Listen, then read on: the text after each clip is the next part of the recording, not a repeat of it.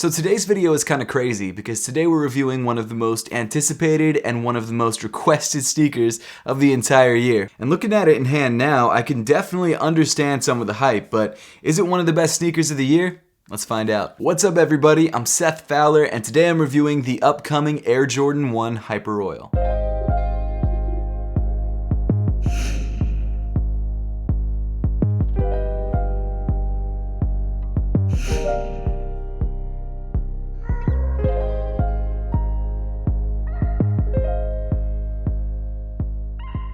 I mean, it's dope, but is it that dope? I don't know what I'm saying. Thanks so much for tuning in today. Please make sure to hit that subscribe button and that notification bell down below if you haven't yet and you want to see more content just like this. And also make sure to give me a follow on Instagram and on Twitter at @RealSethFowler. So just to give you guys some release information, if you guys are interested in picking this shoe up, the Air Jordan 1 Hyper Royal officially releases on April 17th for a retail price of $170. And while the Hyper Royals do seem like a relatively limited release, they should be releasing at a lot of places, just not in a large quantity. So make sure to enter all those Flux app raffles and Lapstone and Hammer and Atmos raffles to make sure that you guys have the best chance to grab this shoe if you want it. Because honestly, I don't know how limited this shoe is actually going to be. I don't think it's going to be the most limited shoe to ever release, but the hype is just so high for this shoe, grabbing a pair is going to be pretty difficult. And what's interesting to me about this release is that 2 years ago we had a shoe released that was very similar to this shoe except in green, the Turbo Greens, and it was barely hyped up at all. In fact, it was sitting on shelves for a couple days after release. Now I know Air Jordan 1s are as hyped up as they've ever been.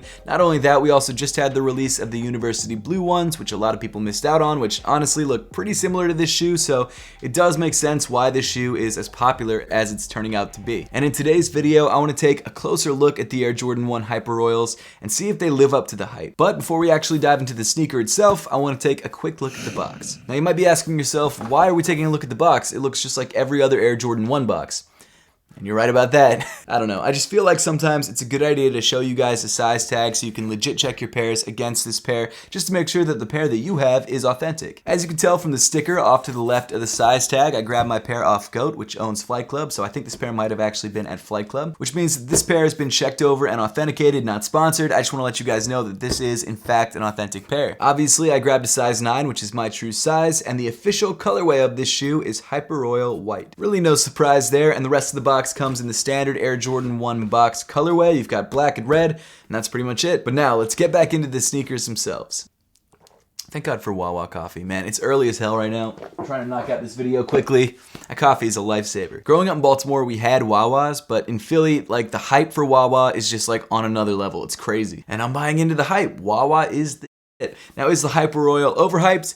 Maybe. So jumping right into the Hyper Royal ones, on the toe box, you've got this white, somewhat plasticky feeling leather. So the leather's not stiff, but it's not super soft. It's kind of just par for the course when it comes to Air Jordan 1 leather. It's definitely not on the high end, but it's also not on the low end. It's serviceable. And I also wonder if it's even actually real leather, if it's synthetic. I have no idea. Around the edge of the toe, on the mudguard, you've got this sort of washed blue suede. This is the material that you find on the overlays throughout the sneaker, and it's a material that apparently gives this shoe its name. Now, after doing some research on this shoe, it doesn't look like there's any sort of history or story behind this particular colorway. It seems like they just came up with the cool colorway and named it the Hyper Royals, which honestly, I'm fine with. I feel like sometimes brands try and force stories on things that just don't need stories. It's a good looking shoe, and I'm fine with leaving it at that. Now, I've got to say, as far as this sort of washed look goes, I'm really into it. I'm not a huge fan of the suede texture because it does feel a little bit stiff. It feels like it's been dyed, which it probably has been. But while I don't love the texture of the material, the way that the color is done, I'm really into, and I love this sort of like patchy washed look. It really gives the shoe sort of a pre-worn in look, which I think looks incredible. And I'm hoping the more that you wear this shoe, the more worn in this suede is gonna look, and the better the shoe is gonna look overall. But we'll just have to wait and see. I have no idea what's gonna happen. Another detail that I kind of like is the double stitching around each one of these panels. It comes in a slightly darker shade of blue that actually matches the tongue tag, which we'll get to in a second. This stitching detail does a good job of sort of tying all the colors on the shoe together. However, the one thing is that when you do have some stitching issues throughout the shoe, you do notice them a lot more because the color is a lot darker than the rest of the material. Then moving up in the shoe, you've got your flat laces that come in white, and if you're not a fan of these laces, they do actually give you a set of dark blue laces if you decide to switch them out. I'm gonna leave these white laces though because I feel like they just look so much cleaner. Underneath the laces, you've got a white nylon tongue, and at the top of the tongue, you've got got this bright Hyper Royal blue Nike Air tag. Now personally, I really wish that they had done the tag in the same color as the rest of the upper, in sort of a light blue. I feel like it's too much of a pop, and it's too different of a blue to really tie in well with the sneaker. However, at the end of the day, it's a pretty small detail. You're not going to notice it that much, and it's really not that big of a deal. Moving inside the shoe, you've got this gray padded mesh sock liner, and then rounding off the inside of the shoe, you've got a white insole with the Nike Air branding printed on the heel in Hyper Royal. As far as sizing and fit is concerned, the Air Jordan 1 Hyper Royal fits pretty much just like every other pair of Air Jordan 1s that's released over the last couple years.